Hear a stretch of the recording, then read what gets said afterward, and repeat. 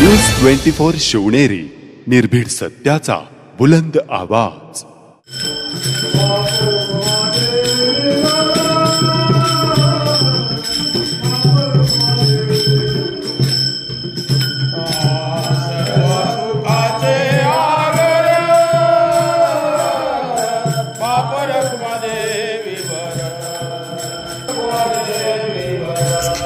जेथे भक्ती असते तेथे कला स्वतः मार्ग शोधते।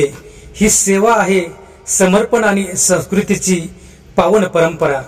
पालखीच्या मार्गावर उमलणारी रांगोळी म्हणजे रंगाने विठ्ठलाच्या चरणांची पूजा।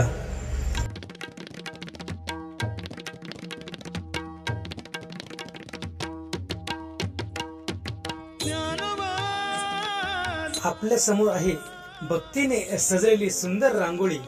ही रांगोळी फक्त रंग नाहीत तर कलाकारांच्या मनातील विठ्ठल भक्तीची अभिव्यक्ती आहे। आज आपण या रांगोळी मागचा भाव आणि मेहनत जाणून घेऊया। रामकृष्ण हरी। तर आज आपण पाहतोय की भक्तिभावामध्ये रथयात्रा आळंदी असेल, पंढरपूर असेल, या दिशेने मार्गस्थ होतात। परंतु या रथांच्या पुढे, पालखीच्या पुढे रांगोळी काढण्याचं काम खरं तर जे करतात ते कलाकार आज आपल्या सोबत आहेत।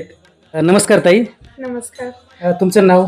माझं नाव हर्षाली रियल, पण सध्या तरी रांगोळी मधून जसं मी पुढे गेले आणि माझं जे टोपण नाव आहे पूजा, ते म्हणूनच मला जास्त करून ओळखतात। त्यामुळे माझं नाव हर्षाली उर्फ पूजा अमोल काळे। ताई तुम्ही कुठून आहात? मी आपली शिवजन्मभूमीतलीच आहे। धोलवड माझं सासर, तालुका जुन्नर, जिल्हा पुणे, आणि याचा मला खरंच खूप अभिमान आहे। त्याचबरोबर माझं माहेर श्रीरामपूर, जिल्हा अहिल्यानगर। देहू ते पंढरपूर असेल किंवा आळंदी ते पंढरपूर असेल, बऱ्याचदा पाहिलं तर तुम्ही रथाच्या पुढे रांगोळी काढतात।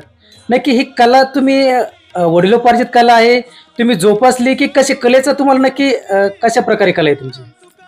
खरं तर तुम्ही जसं बोलले वडिलोपार्जितच आहे, कारण माझे वडील एक प्रसिद्ध वॉल पेंटर होते। ज्यावेळेस फ्लॅक्सचं युग नव्हतं त्याच्या आधी जे सगळं वॉल पेंटिंग्सचे वगैरे जे काय व्हायचं ते हातांनीच काम, आणि ते करताना मी माझ्या वडिलांना लहानपणापासून पाहिलं। आज माझ्या वडिलांना जाऊन 8 ते 9 वर्ष होत आले। ते गेल्यानंतर 2-3 वर्षांनी मी त्यांची खूप आठवण यायची मला खरं तर, आणि ज्यावेळेस हे कलर्स, रंग वगैरे बघायचं तर खरं तर ते वाटायचं कुठेतरी की माझ्या वडिलांचा आशीर्वाद माझ्या बरोबर आहे। आणि खरं तर तशी ही सुरुवात होती रांगोळीची, आणि तिथूनच खरं तर वडिलांपासूनच ती कला माझ्यामध्ये आली असं म्हणायला हरकत नाही, आणि तिथूनच माझी सुरुवात झाली। नक्कीच तुम्ही सांगितले की ही वडिलांपासून तुम्हाला एक कला मिळाली, परंतु पालखी पुढे एवढं पटपट रांगोळी काढणं एवढं सोपं काम नाही किंवा कोणाचंही काम नाही। तर हे तुम्ही पटपट रांगोळी काढता, पण त्यात भाव कसा असतो तुमचा? खरं सांगायचं तर माझा अतिशय सामान्य म्हणजे माझी अतिशय साधी भोळी इच्छा असते की मी छोटी मोठी कशी रांगोळी काढू, पण त्याच्यावरून महाराज जाणार आहेत आणि महाराजांच्या रूपाने आपलेच विठ्ठल रुक्मिणी जाणार आहेत। म्हणजे हाच एक माझ्या मनामध्ये खरं तर भाव असतो की त्याच्यावरून रथ गेलाय, त्याच्यावरून वारकरी जातील, त्याच्यावरून साक्षात माझे विठोबा रुक्माई जातील, आणि हेच माझ्या मनामध्ये असतं। त्यामुळे मी खरं तर असा कोणताच मार्ग शक्यतो सोडतच नाही की जिथं आपल्याला रांगोळी नाही ठेवायची, पण ते काढतच जाते। आणि हे करता करता वेग इतका वाढतो की तो मलाच कळत नाही की आपण म्हणजे किती फास्ट मध्ये काम केलं वगैरे। आणि ह्याच्यामध्ये अजून आपले वारकरी असतात की जे त्या विठोबा रुक्माई असतात की ते मला जात येतच माझ्या पाठीवर थाप देतात, माझं कौतुक करतात, मला आशीर्वाद देतात, आणि तीच खरी ऊर्जा माझी असते। त्याच्यामुळं ती ऊर्जा मिळते आणि त्या ऊर्जेमुळे मी काम करते। नक्कीच तुम्ही सांगितलं की तुम्हाला किंवा विठू माऊली तेच तुम्हाला ऊर्जा देतात की कशा प्रकारे रांगोळी काढली पाहिजे किंवा त्या प्रकारे तुम्हाला ऊर्जा भेटते। परंतु तुम्ही भरपूर वेळा पाहता की मोठमोठ्या डिझाईन काढताय तुम्ही। आम्ही बऱ्याच वेळा पाहिलं, आता आळेगावात पाहिलं किंवा देहूमध्ये पाहतो आपण, आळंदीमध्ये पाहतो किंवा प्रत्येक मुक्कामाच्या ठिकाणी पालखी मुक्कामाला पाहतोय आपण। पण ही रांगोळी ही तुम्ही काढता, भरपूर मोठी काढता, परंतु रांगोळीची डिझाईन तुम्ही अगोदर ठरवता की कसं काय? खरं तर नाही, आधी काहीच ठरलेलं नसतं। काढायला सुरुवात करते, पुढचं आपापच सुचत चालतं। म्हणजे असं कोणताही पॅटर्न माझा रेडी नसतो किंवा काय नाही, जे मला सुचतं तेच त्या रांगोळीमध्ये उतरतं। असं जे करता करता जे सुचत जाईल तसं होतं। म्हणजे नक्कीच तुम्ही सांगितले की रांगोळी काढताना जसं भाव असेल, जसं तयारी असेल त्याप्रमाणे हात आपोआप वळतो, आपोआप रांगोळी तयार होते। नक्कीच तुम्ही सांगितलं की जशी वेळ असेल त्याप्रमाणे रांगोळीला हात वळला जातो. साधारणपणे मोठी रांगोळी काढायला साधारण वेळ किती लागतो? साधारण 5 ते 10 मिनिटं. मोठ्यात मोठी म्हणजे आपले किती मोठा चौक असला तरी 10 मिनिटामध्ये पूर्ण कव्हर होतो. मग ती 50 फुटाची होते, 60 फुटाची होते, तसं काही नाही. आणि रंग कोणत्या कोणत्या प्रकारचे वापरतो तुम्ही आता? कलर्स आपले स्टार्च पावडर असते की जी प्रोफेशनल आर्टिस्ट यूज करतात, कलर पावडर. आणि पहिले ते आपल्या इथं अवेलेबल नव्हते जुन्नर तालुक्यामध्ये, पण आता मोस्टली सगळीकडेच अवेलेबल आहे. आता पाहिलंय ती गर्दी, धावपळ किंवा पालखीची हालचाल, पळापळ, रांगोळी काढताना पटकन भाविक भक्त मागणं येतात, पळापळ होते. मग यात कसं पटपट रांगोळी करता तुम्ही? खरं तर ती त्यांची धावपळ बघूनच ऊर्जा मिळते ना. खरं तसं पाहिलं तर की नाही, हा आता ती लोक यात म्हणजे वारकरी येत आहेत, म्हणजे याचा अर्थ रथ जवळ आलाय, मग आता आपल्याला पटकन पुढे गेलं पाहिजे. मग त्यांच्याच धावपळीमध्ये आपली पण धावपळ आपोआप मिक्स होऊन जाते आणि आपण तसंच पुढे पुढे जातो. नक्कीच, कारण या धावपळीमध्ये रथ मागे येतो, भाविक भक्त मागे येतात, हे सगळं सांभाळणं खूप कठीण आहे ना? कठीण नाही, खरं तर माझी ऊर्जाच त्यांच्यापासून आहे, त्याच्यामुळे मला त्याचा नाही त्रास होत. आणि उलट ते कौतुकच करतात, मला सदिच्छा देतात, आशीर्वाद देतात, आणि तीच माझ्यासाठी खूप मोठी देणगी आहे. त्याच्यामुळं मला शक्यतो त्यांचा काहीच त्रास वाटत नाही. उलट ते मला खूप प्रोत्साहन देतात की खूप छान काम करते वगैरे असं. त्याच्यामुळं मला त्यांचा नाही त्रास होत काही. नक्कीच तुम्ही सांगितलं की रांगोळीचं कुठल्याही प्रकारच होत नाही, एवढी पळापळ असते, एवढी धावपळ असते, परंतु त्यामध्ये तुम्ही अगदी रांगोळी सुरेख आणि सुबक काढता. ते पण पळत पळत पळत पळत जाऊन रांगोळी काढणं एवढं सोपं नाही.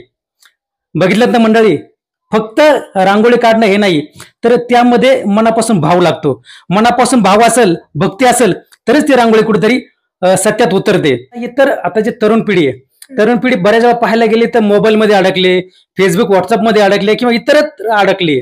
तर आता तुम्ही जी कला जोपासताय, ही कला कुठेतरी लोप पावत चालली आहे, तर तुम्ही इतरांना काय संदेश द्याल? खरं तर मोबाईल जसं आपण म्हणतोय, सोशल मीडिया, जसं त्याचे तोटे आहेत तसे फायदे पण आहेत. तर फायदे अशा गोष्टीच होईल की मी माझं वैयक्तिक सांगते की मी ह्या गोष्टीचे कुठे क्लासेस वगैरे केलेले नाही.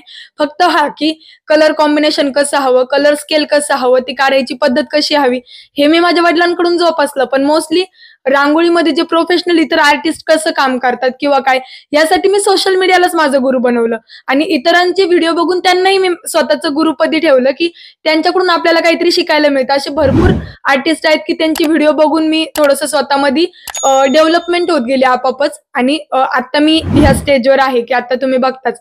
आणि त्याचबरोबर अजून एक की इतरांचं बघून मी बघितलं होतं की वर्ल्ड रेकॉर्ड कसे करतात, वर्ल्ड रेकॉर्ड झालेत किंवा काय, ह्याच्यामध्ये स्कोप भरपूर आहे, करल तितकं कमी आहे. आता आपले जगद्गुरूंच्या पालखीमध्ये आपल्या जुन्नर तालुक्याच्या पदरी 3 विश्वविक्रम आलेले आहेत. मी त्याच्यामध्ये माझं वैयक्तिक एकटीचं नाही म्हणू शकत, कारण तो आपल्या संपूर्ण जुन्नर तालुक्याचा स्वाभिमानच आहे. ते 3 विश्वविक्रम आपल्या वारीमध्ये झाले. तर त्याच्यामध्ये जे तुम्ही म्हणताय की एवढं वेगाने काम कसं करते, तर त्याच वेगवान महिलेचा एक वर्ल्ड रेकॉर्ड झालाय माझा. 36 स्क्वेअर फुटाची रांगोळी आपण 45 सेकंदात काढलेली. त्याचबरोबर सेकंड वर्ल्ड रेकॉर्ड असा होता, जगद्गुरूंच्या 340व्या पायी सोहळ्यामुळे एका दिवसामध्ये आपल्याला 340 रांगोळ्या काढायच्या होत्या. आता त्यांना वाटलं की देहूपर्यंत, पंढरपूरपर्यंत 340 होतील. पण ज्यावेळेस मी वर्ल्ड रेकॉर्डवाल्यांना सांगितलं की एका दिवसात माझ्या मिनिमम 150 तर रांगोळ्या होतात डिफरंट डिझाईन, तर मी थोडीशी जास्त मेहनत करेल, पण मी एका दिवसातच करेन. आणि प्रत्येक रांगोळी ही आपली होती साधारण 20 फुटापेक्षा ते 50 फुटापर्यंत, स्टार्टिंग 10 फुटापासून होती. अशी प्रत्येक रांगोळी ही भव्य दिव्य होती. अशा प्रकारे आपण 7.5 तासामध्ये 340 रांगोळ्या कम्प्लीट केल्या. आणि मोस्टली सगळ्या रांगोळ्या ह्या रथाच्या पुढेच होत्या. आणि तिसरा विश्वविक्रम असा झाला की नॉनस्टॉप, जसं तुम्ही आता आळेगावामध्ये बघितलं, तीच पद्धत, तीच ट्रिक, असंच करत करत आपण पंढरपूर गाठलं. आणि 262 किलोमीटर नॉनस्टॉप रांगोळीचा हा तिसरा विश्वविक्रम आपण आपल्या जुन्नर तालुक्यासाठी घेऊन आलो. नक्कीच, ज्यावेळेस जुन्नर तालुक्याचं नाव वर्ल्ड रेकॉर्ड मध्ये आपलं नाव होतंय, मंडळी बघितलं ना, फक्त हाताला रंग लावणं एवढं काम नाही. कारण का, तर या रांगोळीमध्ये एक समर्पण, भक्तिभाव सगळं एकत्र येतं. याच कलाकारांमुळे खरं तर पालखीचा मार्ग सुखकर, अधिक आनंद, अधिक सुंदर आणि पवित्र बनतो. जर अशाच संस्कृती जपली जावी असे आपल्याला वाटत असेल, तर आमच्या चॅनलला लाईक करा, सबस्क्राईब करा आणि कमेंट्स करायला विसरू नका.